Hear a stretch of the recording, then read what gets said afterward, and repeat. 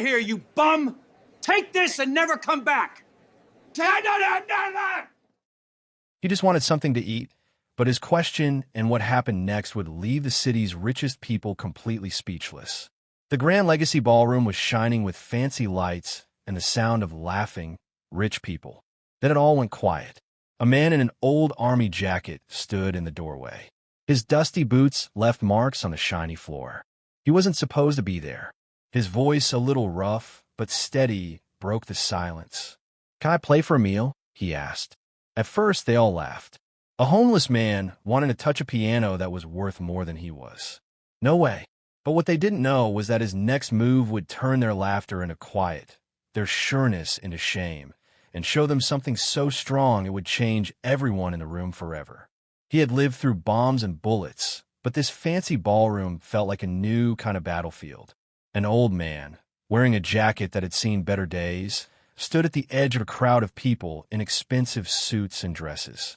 He asked for a meal, his voice rough from not using it much, not knowing his simple question was about to break apart their perfect little world. The air in the ballroom was thick with the smell of perfume and fancy food. Crystal lights, each as big as a small car, shined down on the 200 people below. They were the most important people in the city, CEOs, doctors, and people who had never been told no. Light, brittle laughter echoed off the marble floors. Then, a ghost walked into this perfect, polished place. "Excuse me," a voice said. It was a low sound that didn't fit at all. It was a voice that had been out in the wind and time, and it cut through the chatter like a piece of glass. He stood just inside the archway, a man who looked like he had come from another time. His army jacket was torn at the ends and thin at the elbows. His gray hair was messy, and a beard of the same color covered a face with lines that told stories of hard times, not success. His shoes were scuffed work boots, leaving light, dusty prints on the shiny floor. Each one was a small act of defiance against the room's perfect look. He didn't just not fit in. He was an insult to the whole evening. A wave of silence spread from the entrance. People turned their heads, conversations stopped, and eyes used to sizing up people's money in one look narrowed with disgust. "How did he get in here?" a woman whispered, holding her pearl necklace as if the man's poverty might be catching. "Security," someone yelled from a table near the front. It was Richard Thompson, a man whose tailored Italian suit cost more than the old man had probably seen in a year. Richard was 45, with a face that was handsome in a cold, sharp way, and a sense of being special that stuck to him more than his cologne. He was a real estate developer who took over his father's company and made it twice as profitable by tearing down poor neighborhoods to build luxury condos. To him, caring about others was a weakness he hated and had gotten rid of in himself a long time ago. The old man seemed not to hear the anger. His eyes, a pale, faded blue, looked over the room, not with the desperation of a beggar, but with the calm, thoughtful look of a soldier checking out new land. He saw the shiny dresses, the gold on wrists, the sneers. He saw everything. He took a slow, careful step forward. His movement was stiff but determined. "Please," he said again. His voice was a little stronger now. "I don't want a handout. I saw the piano. Can I play it for a plate of food?" His question hung in the air, so crazy, so out of place that for a moment there was only shocked silence. Then a single loud laugh broke the quiet. It was Richard. He threw his head back and roared, a sound of pure, complete mockery. Others, following his lead, joined in. Soon the ballroom was filled with a chorus of cruel laughter, washing over the old man. He stood his ground, his face unreadable. His eyes were on the beautiful grand piano, sitting on a small stage in the middle of the room. It was a Fazioli, a concert piano with a black finish so deep it seemed to swallow the light. Its perfection was a sharp contrast to the man's own worn-out life. Near the kitchen doors, a young waitress named Emily Carter watched, her heart tightening in her chest. She was a college student working 2 jobs to pay for her schooling, and she knew the quiet dignity in the old man's face. She had seen that look before, in her grandfather's eyes after he came back from the war. A look of a man who had given everything and was now being asked to beg. She started to move toward him, a glass of water in her hand. But the hotel manager, a nervous man named Peterson, grabbed her arm. "Don't you dare, Emily," he whispered, his eyes darting toward the richest tables. "He's not our problem. Getting involved will be the last thing you do at this hotel." Emily froze, torn between her job and what felt right. Her eyes met the old man's for a quick second, and she tried to show she was sorry, a flicker of support, but he was already turning his attention back to the crowd. "Security!" Richard Thompson shouted again, his face red with anger. He was on his feet now, gesturing wildly. "Get this bum out of here. This is a private party. We paid for it to be private, not to be bothered by street trash who think they can just wander in and ask for handouts." Two big men in black suits started to move from the sides of the room. They walked toward the old man with the slow, sure purpose of freight trains. The crowd quieted again, waiting for the sad, certain show of him being removed. But the old man simply raised a hand, a gesture that was not for defense, but for command. The security guard stopped, confused for a moment by his unexpected authority. "Please," he said, his voice calm and steady, directed at Richard. "Just one song. That's all I ask. For a hot meal. I haven't eaten properly in 2 days." It was a lie, of course, one he had thought out carefully. He had eaten a perfectly good meal at a small diner just a few hours before, but he needed to see them for who they really were. He needed to know what was under their polished surfaces when they thought no one important was watching. This whole evening was a test, and the people being tested had no idea. Richard laughed again, a short, sharp bark of disbelief. 2 days, and you think that's our problem? The world is full of lazy men like you who refuse to work. You make bad choices, you end up on the street. It's called taking responsibility for yourself. Maybe you should try it sometime." "He's right," said another man at Richard's table, fixing his silk tie. "We all worked hard to be in this room. We earned our success. Nobody gave us anything." The old man almost smiled. He knew for a fact that the man speaking had inherited a software company and almost ruined it before his family saved it.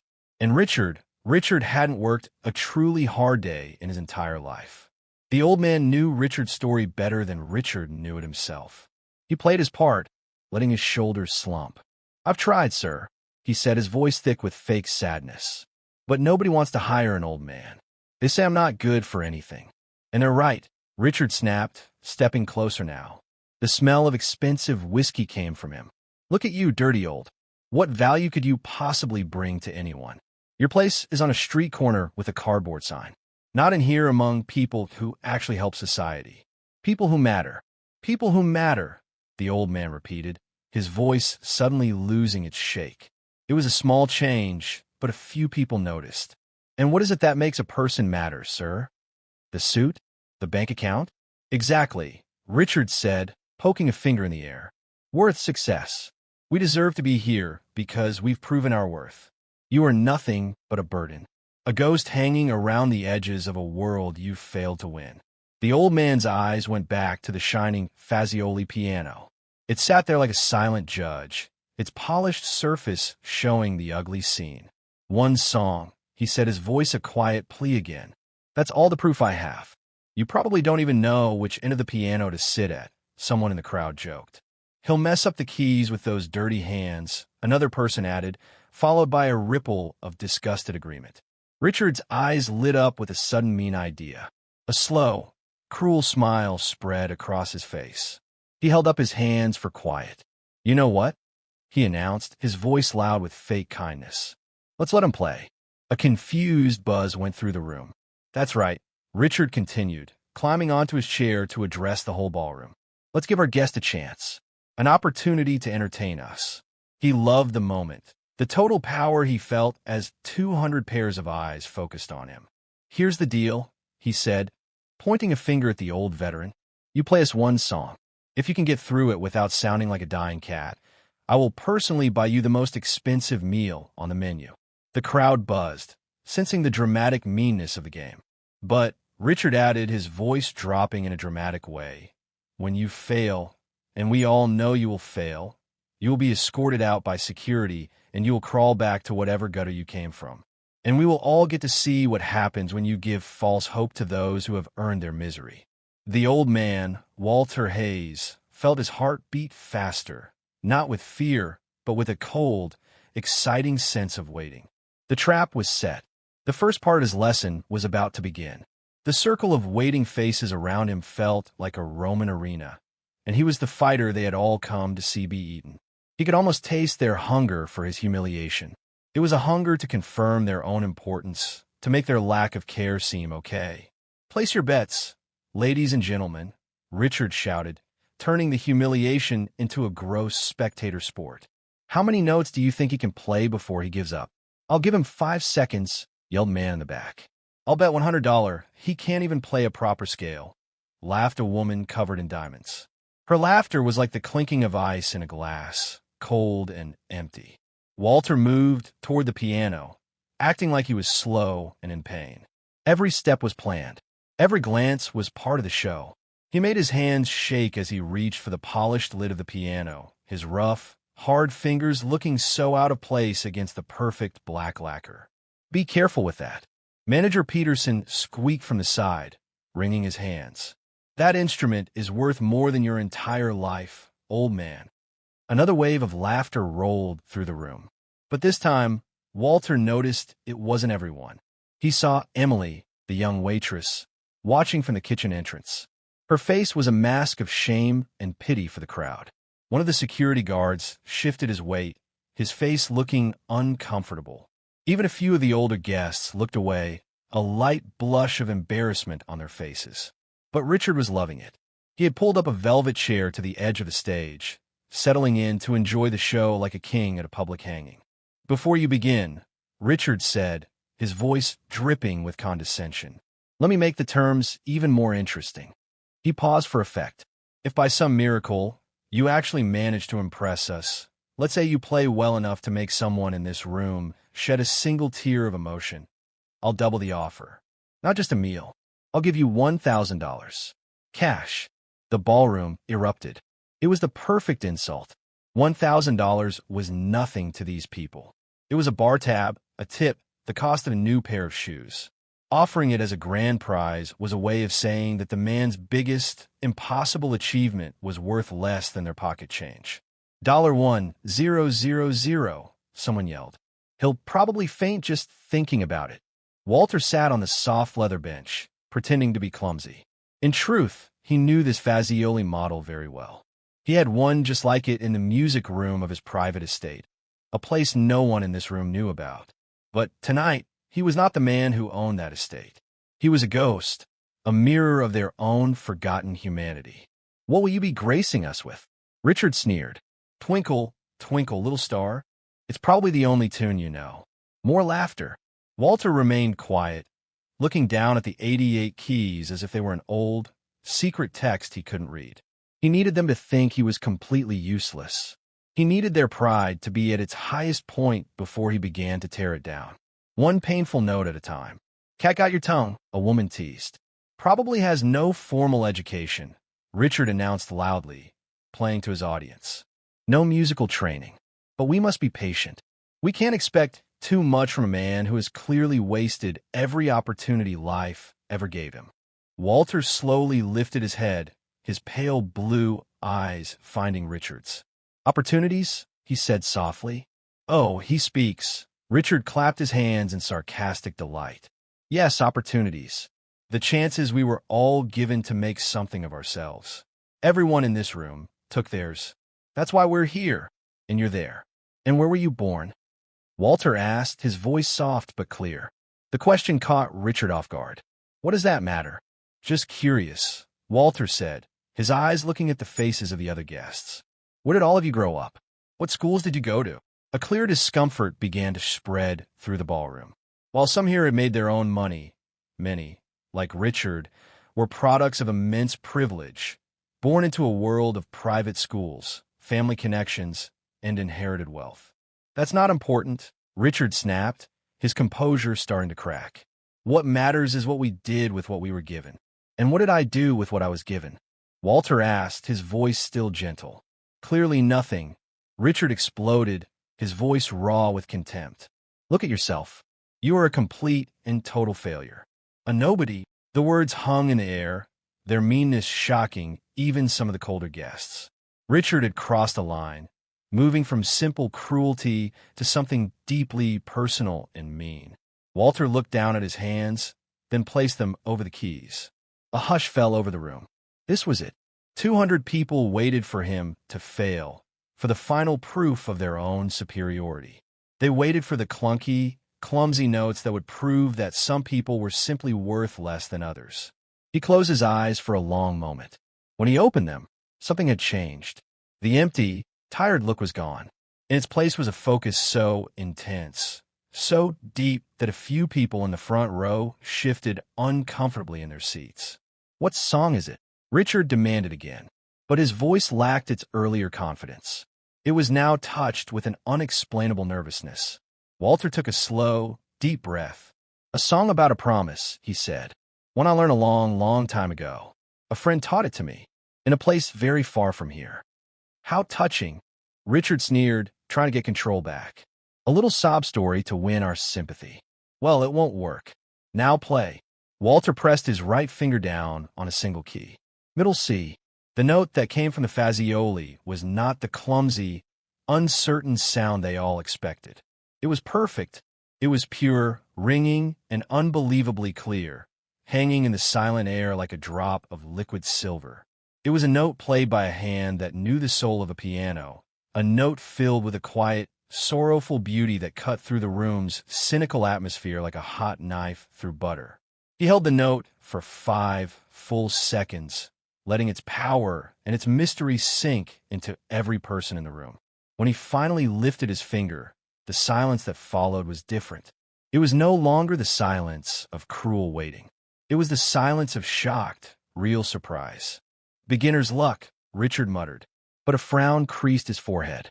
His voice was a low whisper, as if he were trying to convince himself more than anyone else. That single perfect note had been played with the kind of control that took years, not luck, to master. Walter's hands moved again, his fingers gliding over the keys with an unnatural grace.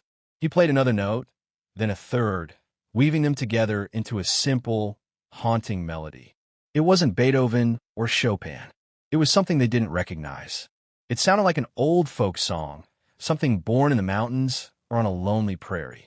It was simple, yet filled with a deep sense of loss and longing. "What is that?" someone whispered. "I've never heard that before." Richard leaned forward in his chair, his eyes narrowed in concentration. This wasn't going according to plan. A homeless man wasn't supposed to know how to play with such feeling, such control. He was supposed to bang on the keys to create an embarrassing spectacle. He was supposed to fail. The simple melody began to build. Walter's left hand joined in, adding deep, ringing chords that gave the music a foundation of sorrow.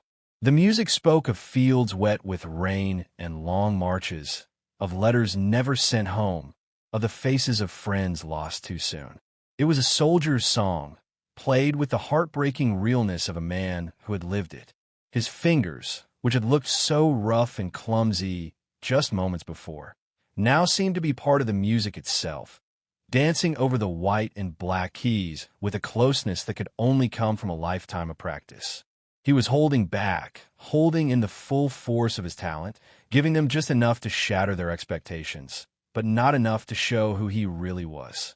It was a masterful game of suspense, and the entire room was his unwilling audience. "He must have heard it on the radio somewhere," Richard said, his voice tight. He was trying to provide a logical reason to shrink the old man and his talent back down to a manageable size. Anyone can memorize a simple tune. But even as he said it, he knew it was a lie.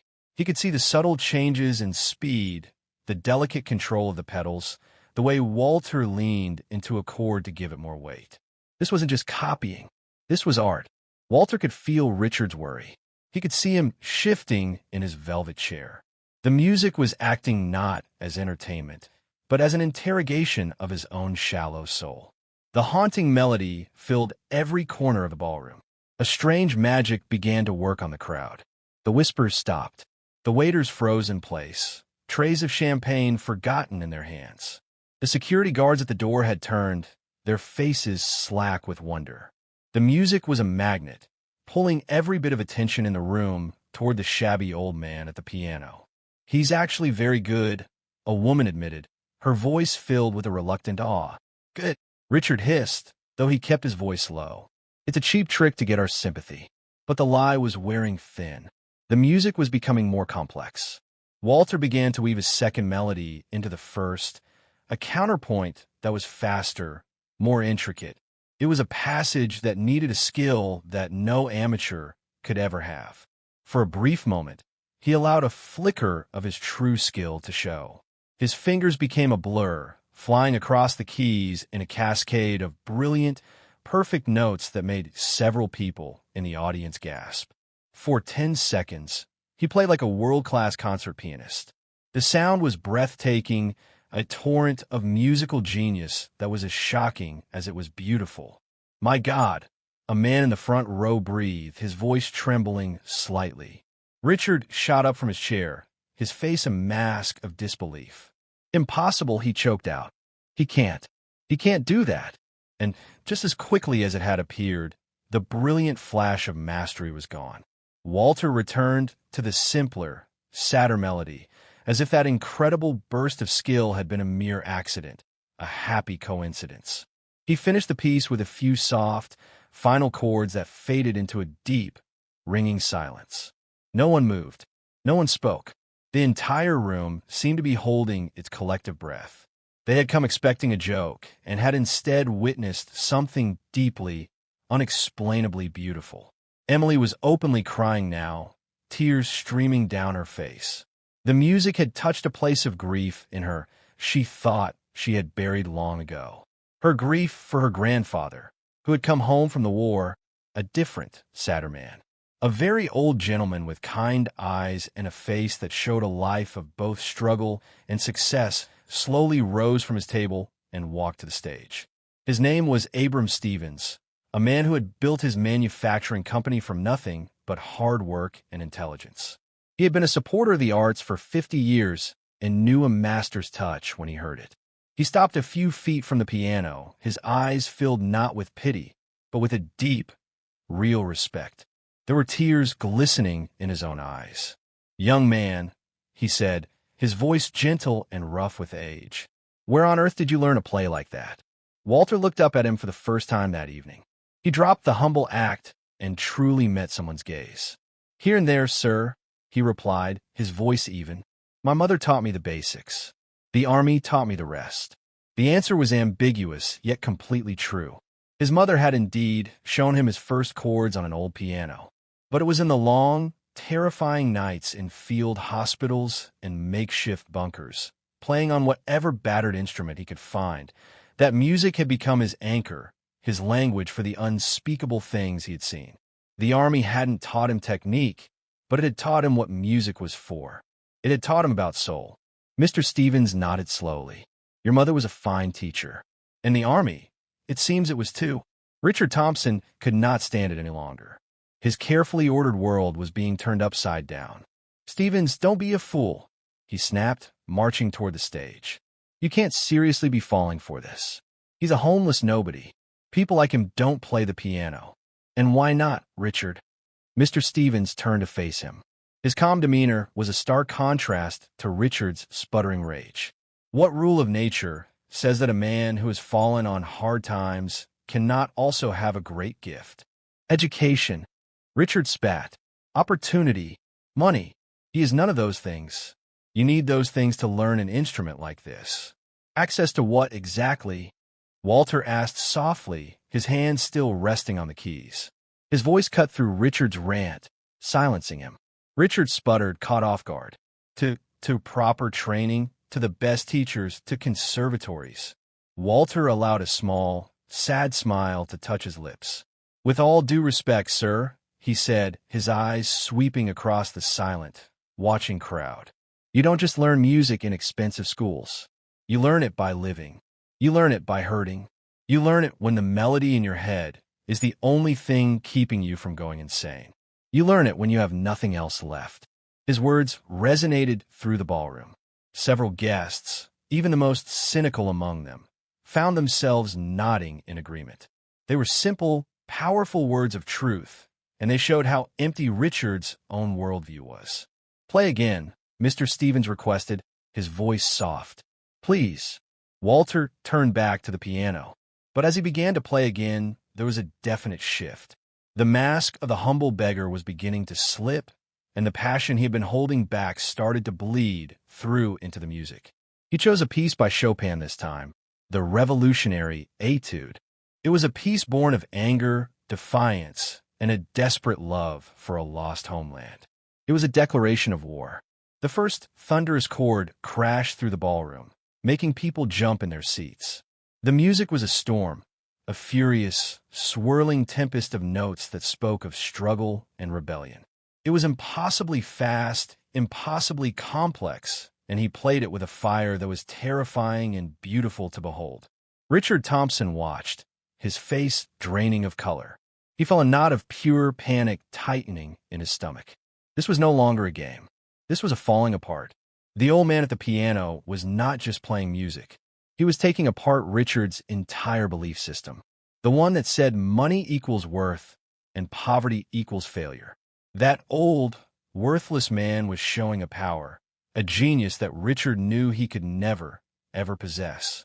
"Stop it," Richard yelled, taking a step toward the stage. "I said stop," but his voice was swallowed by the magnificent fury of the music. No one was listening to him anymore. They were all prisoners of the man at the piano. The performance had stopped being a plea for food. It had become a judgment, and everyone in that room, especially Richard, was being weighed and measured. The story was not over. The true revelation was yet to come, waiting in the wings like the final devastating movement of a symphony.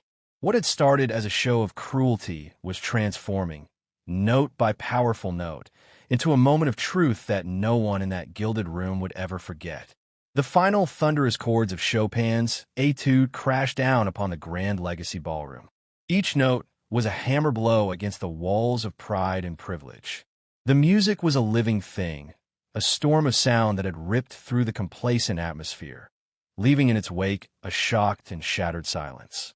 For a full minute after Walter's hands lifted from the keys, no one dared to breathe. The fury of the music still echoed in their ears, a phantom of the raw, untamed power they had just witnessed.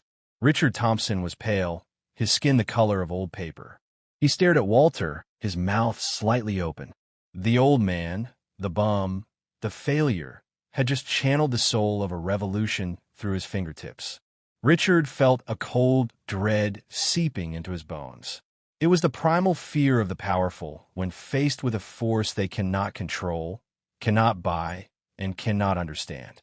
He saw the looks on the faces around him.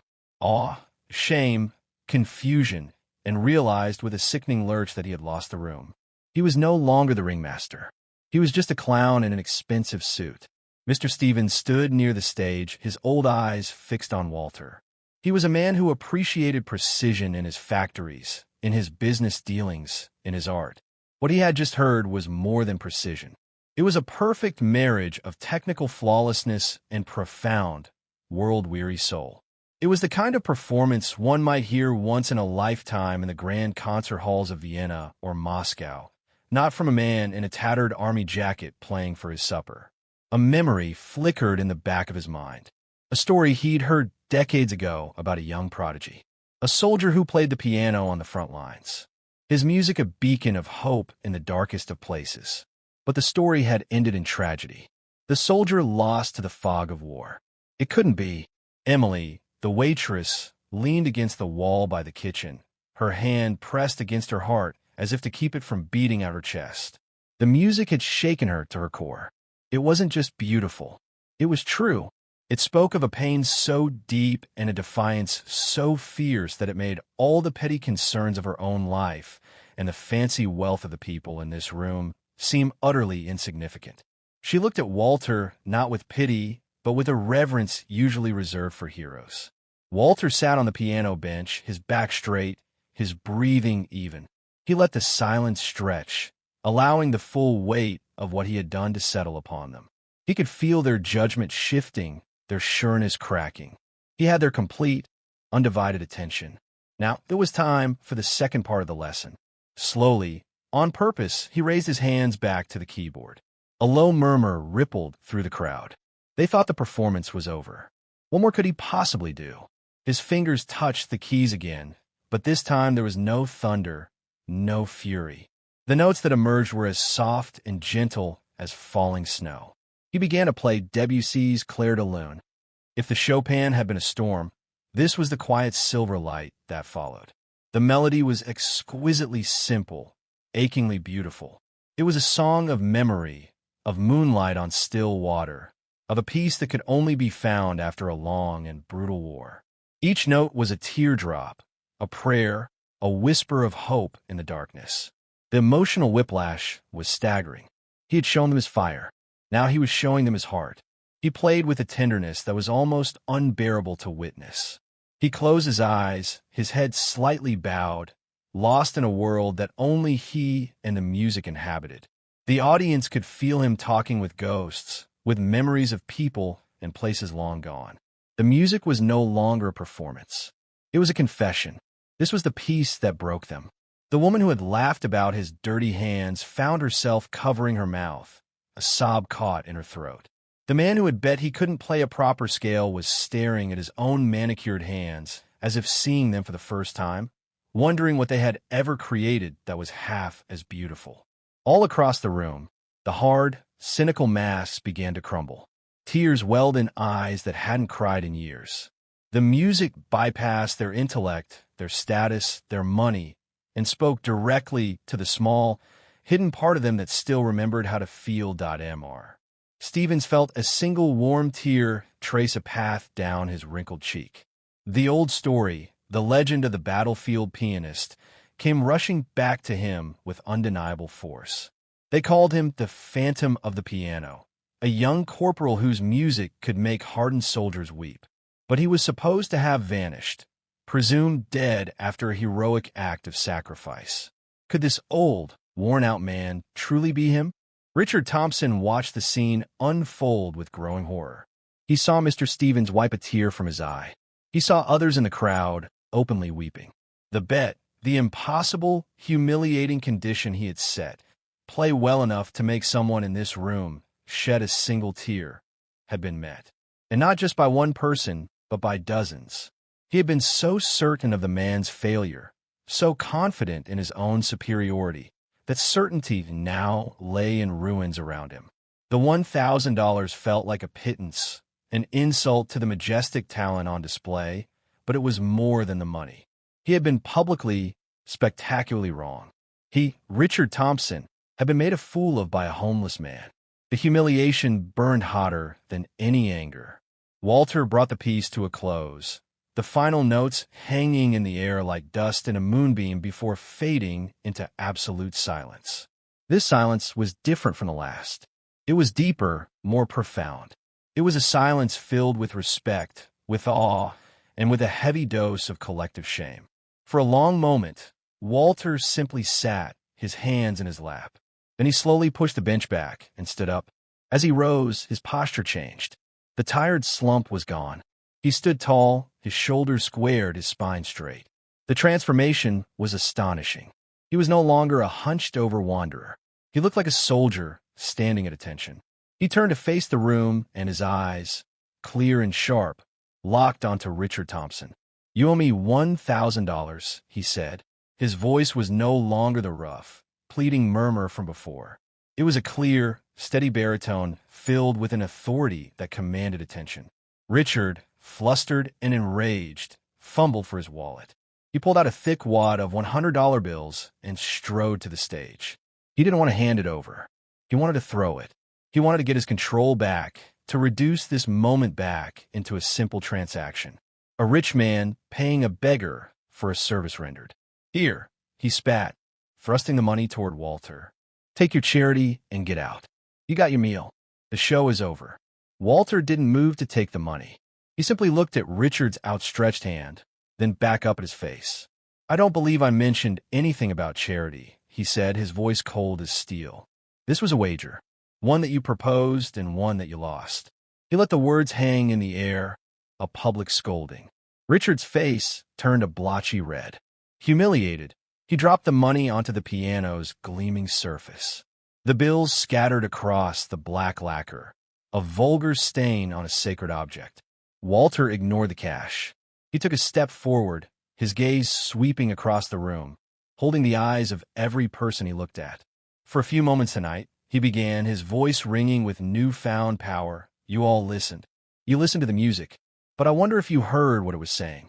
He paused, letting the question sink in. That first song, the simple one. A friend wrote it for his daughter, a girl he would never get to see grow up. He hummed it to me the night before he died in a frozen trench halfway around the world. He made me promise I would play it for his family if I ever made it back. I never found them, so I play it for him. A wave of sober realization passed through the crowd. This wasn't just music. This was a story. And the Chopin. Walter continued, his eyes finding Richard again. The revolutionary etude is a piece about fighting back against tyranny. It is about refusing to be crushed by those who believe their power gives them the right to erase you. It is the sound of a man who has lost everything but his honor and who will not surrender. His gaze was so intense that Richard took an involuntary step back. In Clair de Lune, Walter's voice softened slightly. That is for the quiet moments in between. The moments when you remember what you were fighting for. It is for the peace that so many of us earned, but so few of us ever truly found. He walked slowly from the stage onto the ballroom floor, moving with a grace and confidence that belied his ragged clothes. The crowd parted for him as if he were royalty. He stopped directly in front of Richard. You spoke of opportunity, Walter said, his voice low, but carrying to every corner of the silent room. You said I had wasted mine. Let me tell you about the opportunities one was given. At 19, I was given the opportunity to carry a dying friend 2 miles through enemy territory. At 20, I had the opportunity to hold a radio and call in an airstrike on my own position because we were being overrun. It was the only way to save the rest of my company. Gasps rippled through the ballroom. The man who had mocked him for not taking his opportunities had done so from a position of inherited wealth. This man had been given opportunities to sacrifice, to suffer, to die for people like Richard. I had the opportunity, Walter continued, his voice hardening, to spend 3 years in a prisoner of war camp, where the only thing that kept me and the other men sane was humming the melodies of Beethoven and Mozart in the dark, because music was the one thing they couldn't take from us. Mr. Stevens, who had been listening with rapt attention, finally stepped forward. His face was pale. The pieces had clicked into place. The legend was real. My God, Mr. Stevens whispered, his voice trembling with emotion. He looked at Walter, but he was speaking to the entire room. Don't you know who this is? All eyes turned to the old industrialist. During the war, Mr. Stevens said, his voice growing stronger, there were stories that came back from the front. Stories of a young corporal, a musical genius from a small town in Ohio, who became a legend. They said his music was a weapon against despair.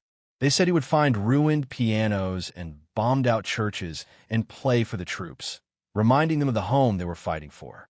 He turned back to Walter, his eyes filled with a mixture of disbelief and profound reverence. They called him the pianist of the ridge. After the battle at Hill 749, where he saved his entire platoon by volunteering for a suicide mission to draw enemy fire, he was reported missing, presumed killed in action. He was awarded the Medal of Honor posthumously. Mr. Stevens took a shaky breath, his eyes never leaving Walter's face. His name was Corporal Walter Hayes. A collective gasp swept through the Grand Legacy Ballroom. The name echoed in the silence, a name from the history books, a name synonymous with heroism and sacrifice. They were not looking at a homeless man. They were standing in the presence of a legend they all thought was dead. Walter Hayes offered a small, sad smile. Reports of my death, he said, his voice laced with a weary irony, were greatly exaggerated. Richard Thompson stood frozen, his world utterly shattered. He was staring at a ghost, a national hero, a man whose portrait hung in museums, a man he had called a failure, a bum, a nobody. The sheer catastrophic scale of his misjudgment was so immense, so complete that he felt as if the floor was about to open up and swallow him whole. But the final, most devastating revelation was still to come. For Walter Hayes had not wandered into this ballroom by accident. He had a very specific reason for being here tonight, and his purpose had everything to do with the very event they were all celebrating.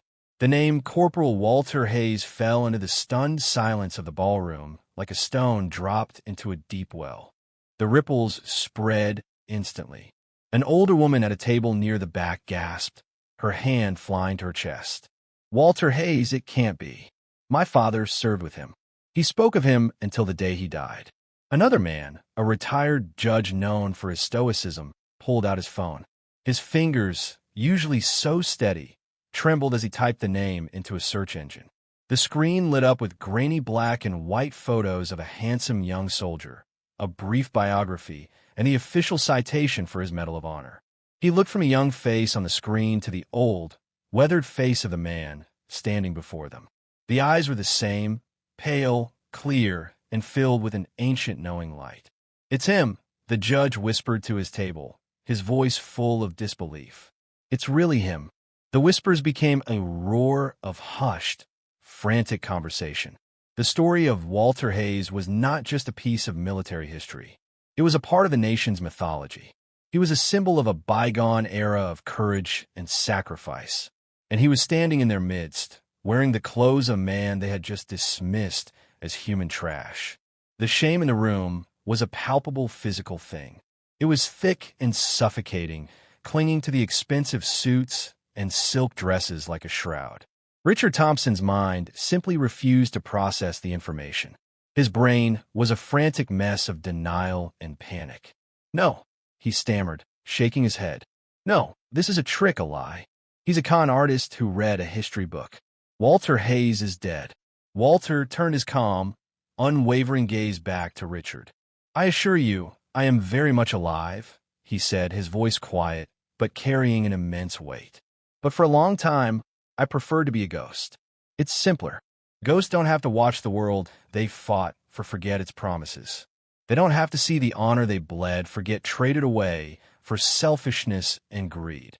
His eyes swept the room, and every single person felt the sting of his words. They had come here tonight for a charity gala, an evening to feel good about themselves, to write a check and pat themselves on the back for their generosity. They had seen it as an obligation, a social function. Not one of them had truly considered the people they were supposedly there to help. To them, the veterans were an abstract concept, a faceless, needy group to be pitted from a safe distance.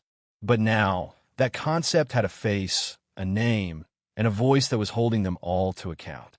"You're all here tonight for a noble cause," Walter said, his voice taking on a new, sharper edge.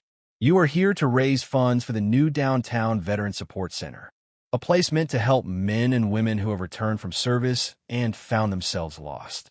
A place to offer them counseling, job training, and a hot meal.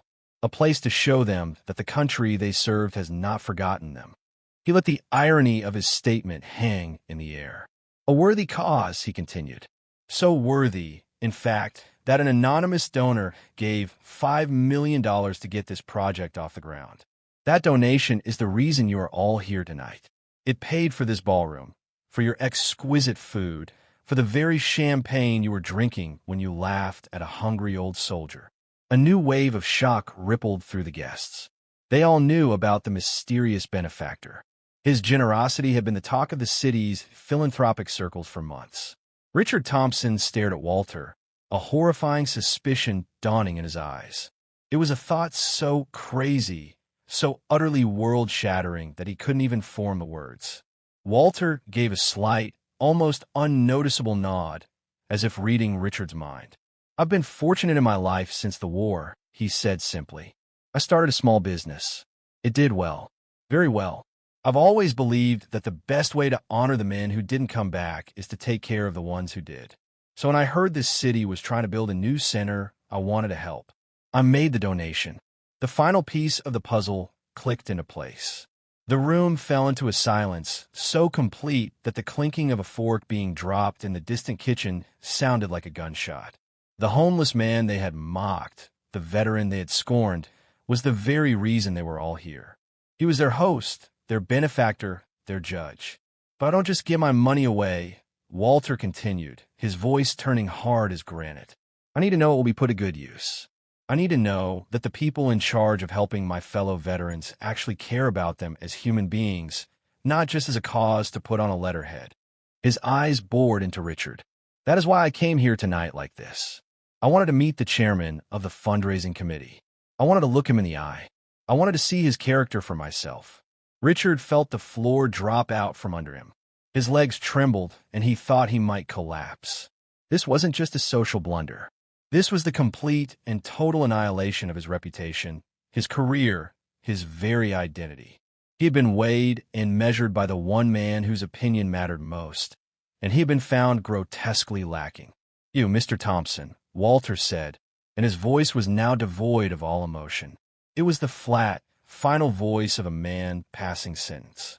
"You stood here tonight and declared that a man in my position was a burden, a failure, a nobody. You looked at a veteran who you believed had nothing, and you showed him nothing but contempt. You turned his plea for help into a cruel game for your own amusement." He took a step closer. Richard flinched as if he'd been struck. How can a man with so much poison in his heart be trusted to care for those who are suffering? Walter asked the room. How can he run a center that requires empathy when he has none? How can he honor sacrifice when he has never sacrificed anything in his entire pampered life? He didn't need to wait for an answer. The verdict was written on the faces of everyone in the room. Richard Thompson was finished. Effective immediately, Walter announced, his voice ringing with absolute authority. You are removed from your position as chairman of the committee. You will have no further involvement with the Veteran Support Center. I believe your presence is no longer required here this evening. He didn't shout. He didn't have to. The quiet finality of his words was more devastating than any rant. Richard stood for a moment, his face a horrifying mask of rage, shame, and disbelief. He opened his mouth to say something, to protest, but only a strangled croak came out. He looked around the room, searching for an ally, for a single friendly face, but found only condemnation and disgust. Defeated, he turned and stumbled toward the exit, a broken man disappearing into the darkness he had so richly earned. A quiet applause started at the back of the room and slowly grew, not for Richard's departure, but an affirmation of Walter's judgment. Walter held up a hand, and the room fell silent once more. He wasn't finished. His eyes scanned the crowd until he found Emily, the young waitress, still standing by the kitchen entrance. Her face was streaked with tears. He beckoned to her with a gentle motion of his hand. Hesitantly, she walked toward him, her simple black and white uniform a stark contrast to the glittering gowns of the other women in the room. She stopped before him, looking nervous and overwhelmed. "What is your name, young lady?" Walter asked, his voice now warm and kind. "Emily, sir. Emily Carter." "Emily," Walter said, a genuine smile lighting up his face for the first time. "Tonight, I saw a great deal of ugliness. But I also saw you. I saw the kindness in your eyes. I saw you start to come to my aid when everyone else was laughing. You were willing to risk your job for a stranger you thought was in need. You, Emily, have the character that money can't buy and that hardship can't erase." He turned to the rest of the room. "This is the kind of person who should be working with our veterans. Someone with a compassionate heart." He looked back at Emily.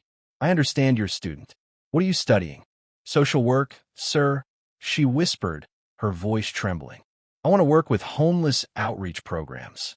Walter's smile widened. "Of course you do," he said. "Well, consider your tuition and all your student loans paid in full starting tomorrow." Emily gasped, her hands flying to her mouth. "Sir, I can't." "You can, and you will," Walter said gently. "And when you graduate, I would be honored if you would accept a position as the Director of Community Outreach for the new center. That is, if you're interested." Tears of gratitude and shock streamed down Emily's face. She could only nod, unable to speak. She had come to work tonight expecting to serve drinks and clear plates. She was leaving with her entire future rewritten, a reward for a simple act of decency. Walter then turned his attention to Abram Stevens. "Mr. Stevens," he said, his voice filled with respect. "You are a man who has built things that last, a man who values integrity, and you're the first person tonight to look at me and see a human being instead of a problem. The Committee for the Veteran Support Center is in need of a new chairman. I can think of no one better suited for the task." Mr. Stevens, visibly moved, walked forward and clasped Walter's hand. "It will be the greatest honor of my life, Corporal Hayes," he said, his voice thick with emotion. Finally, Walter walked back to the piano. He gathered the scattered $100 bills that Richard had thrown there. He walked back to the stunned, weeping Emily and pressed the wad of cash in her hand. "I believe this is yours," he said softly. "The prize for winning a bet you didn't even know you were part of." Mr. Thompson wagered that no one in this room could be moved to tears by my music. You and Mr. Stevens proved him wrong. You proved that humanity could still be found here. He gave her hand a final, fatherly squeeze, and then turned to address the entire ballroom one last time. "Look around you," he commanded. "Tonight you saw a man in rags, and you judged him. You saw a man in a fine suit, and you followed him. You were wrong on both counts. Remember this night. Remember it every time you are tempted to measure a person's worth by the clothes they wear or the money they have.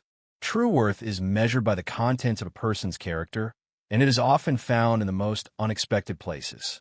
With that, he turned and began to walk toward the grand archway. The hotel manager, Peterson, who had been hiding in terror, rushed forward, his face slick with sweat. "Mr. Hayes, sir, I am so terribly sorry. Please forgive me. I had no idea." Walter stopped and looked at the man. He didn't say a word. He simply held the manager's gaze for a long, silent moment. In that look, Peterson saw his own cowardice, his own pathetic deference to wealth and power, and he wilted, all his stammered apologies dying on his lips. Walter Hayes walked out of the Grand Legacy Ballroom, leaving behind a sea of 200 changed souls. He had entered as a ghost, an invisible man they had tried to erase. He left as a legend, a living monument to a truth they could now never forget. The story of that night would be told and retold for years. It became a local legend, a cautionary tale for the arrogant, and an inspiration for the kind. The Veteran Support Center opened 6 months later with Mr. Stevens at the helm and a passionate Emily Carter changing lives on the ground. It became a beacon of hope in the city, a testament to what could be accomplished when true character, not just wealth, was allowed to lead. And in that gilded ballroom, the beautiful Fazioli piano stood as a silent witness. It had been the instrument of a test, the vessel of a lesson. Its keys had channeled the sorrow of a soldier's song, the fire of a revolution, and the gentle light of hope. The music, in the end, had done more than fill a room with sound. It had filled it with truth.